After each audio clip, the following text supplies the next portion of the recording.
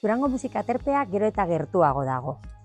Aurtengo azokaren ostean eraberritzeari ekingo diogu 2026ko Durangoko azokarako dana prest eta martxan izateko. Se trata de un proyecto estratégico para convertir Durango en capital de la cultura vasca. Antolatutako ekintza guztiez gozatzera animatzen zaituztegu. Zapatu honetan emango dutzuegu Plateruenako programazio berriari hasiera. Zapatuen bertan, Eitzi, Aimars Malakiasekin eukingo dugu. Gainera, beste egun batzuetan bebai, Gozategi, Gari, bere 30. urteurrena ospatuten, Janus Lester, Xavier Zeberio eta Orkesta Txikia, eta baita be, eukingo dugu, edo ospatu ahal izango dugu berton, Bizkaiko lehen erromeria eguna.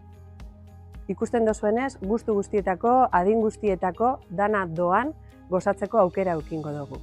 Animatu eta gozatu euskal kulturaz.